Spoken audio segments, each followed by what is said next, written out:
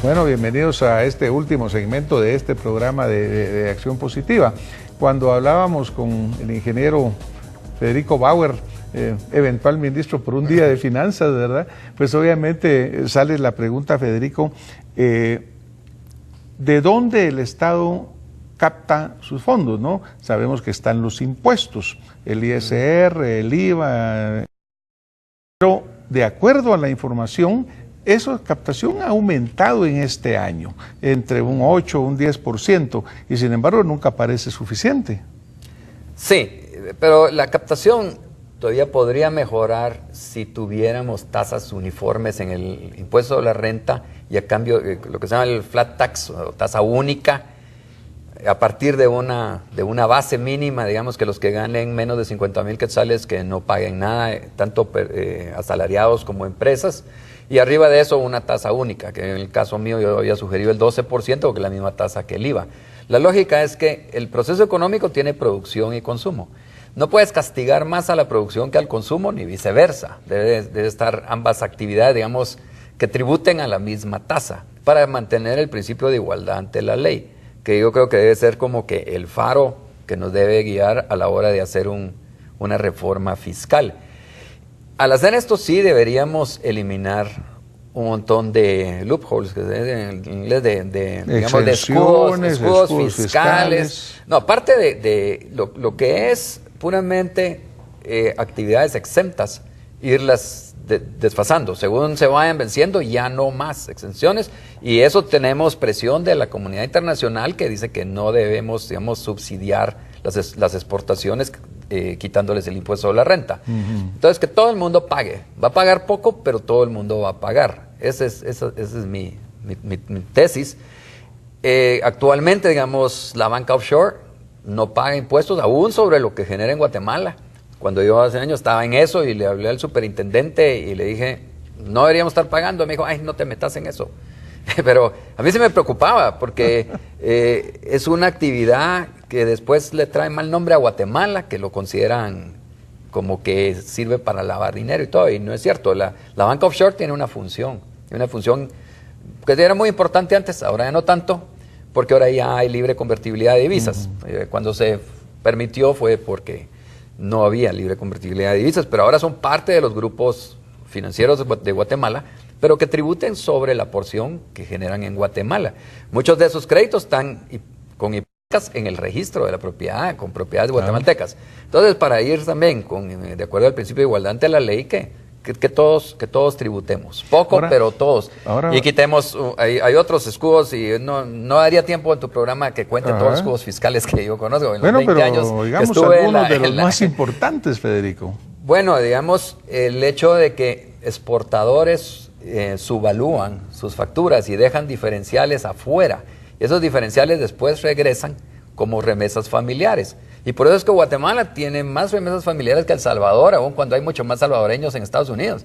Y es porque la diferencia es también lavado de dinero que no es de origen criminal como narcotráfico, sino que es lavado de dinero de origen fiscal.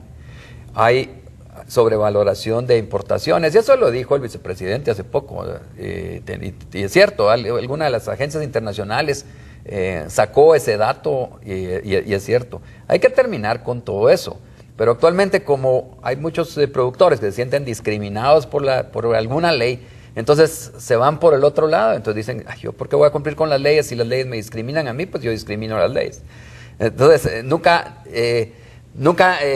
rompemos, coincidimos en el claro. ¿Verdad? Entonces no rompemos ese círculo vicioso de que las leyes no son parejas para todos. El día que tengamos tasas uniformes de impuestos, que todos estemos sujetos a las mismas leyes, y digamos del lado de los aranceles, el lado de los aranceles es tal vez el más dramático, porque las empresas protegidas no les importa pagar el 31% de tasa marginal porque la protección es mucho más que eso. Entonces, digamos, una empresa que tiene 100 millones de quetzales de protección arancelaria no le importa pagar 31 millones más unos días que le da la campaña electoral de quien le dio la ley y todavía le quedan 60. Entonces, al pueblo le costaron 100 millones. Pero claro. El fisco está contento porque cobró 30. Y todavía el que recibió el donativo para su campaña, que es el que mantuvo la protección arancelaria, también salió ganando. Y ese es un tema que va a tener mucha vigencia este próximo año, porque volvemos a estar en un año electoral con todos esos problemas. Claro. Ahora, Federico, por ejemplo, tasa única, un flat tax, como tú lo llamas, ¿verdad? Se aplica en muchos países en el mundo. Actualmente en 25. 25 países. ¿Y en América Latina, en algún país? No, quienes más lo han adoptado son los países que estaban atrás de la cortina de hierro. El último fue Bulgaria, cobra 10% a las personas, 10% a las empresas. Yo estoy proponiendo 12 y 12. Hay otros también del 10 como Albania, Macedonia, Mongolia, Islandia sí es alto personas, pero 18% del lado de las empresas. Lógicamente, en Islandia es un poco más alto que lo que yo propongo acá, pero en Islandia trabajaba muy bien antes de la crisis. Antes de la crisis, Antes de la crisis, yo estaba en Islandia 7 veces, ahora sí, y me parecía que era la sociedad perfecta, ¿verdad? Todo funcionaba. Bueno, era lo que yo te comentaba del caso de Irlanda, ¿verdad? Que en un momento era el ejemplo del libro de cómo debía cambiarse, y de repente pues vienen políticas sociales, políticas fiscales erróneas que llevan a cambiar la situación de una a otra. Ahora, digamos, por ejemplo... Perdón que te interrumpa, hasta en lo individual también han visto personas riquísimas que tuvieron éxito, que empezaron de la nada y llegaron a ser multimillonarios y de ahí quiebran porque... como que se le sube a la cabeza a uno el éxito, y eso es lo que pasó con Irlanda, se le subió el éxito a la cabeza. Y obviamente empezaste a trabajar tal vez con instrumentos financieros inflados o instrumentos financieros ficticios, ¿verdad? Eso le pasó a Islandia. Claro que ese es un tema mucho más largo que obviamente tenemos que hablar. Pero por ejemplo también una parte importante son las evasiones, Federico, porque tú mencionas, digamos, quitar algunas exenciones que están establecidas, pero también se habla mucho por parte del gobierno de la evasión del pago de impuestos, ¿no? Sí. Y por otro lado, el pueblo le dice, pero es que el gobierno se roba como el 60%.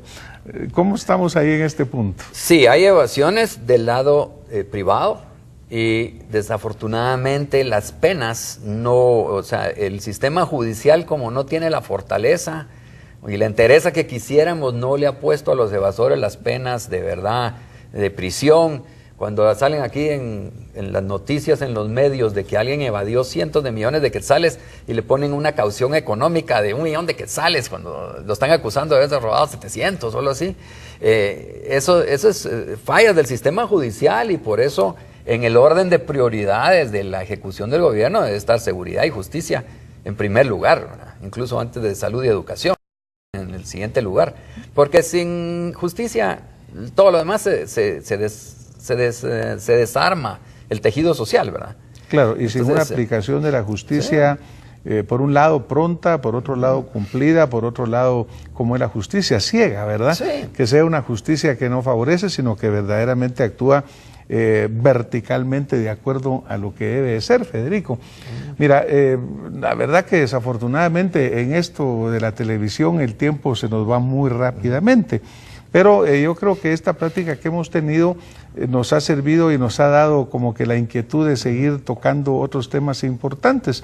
Entonces yo me voy a permitir invitarte a que nos vuelvas a acompañar en este programa y que sigamos tocando otros temas. ¿Estarías tú para mí aceptando estar aquí con nosotros? Claro, Francis, sería un gran gusto regresar a tu programa. Bueno, pues muchísimas gracias. Esta noche nos vamos a tener que ir, pero pues agradecemos al ingeniero Federico Bauer lo que ha compartido con nosotros y nos vemos la próxima semana con más Acción Positiva. Muy buenas noches.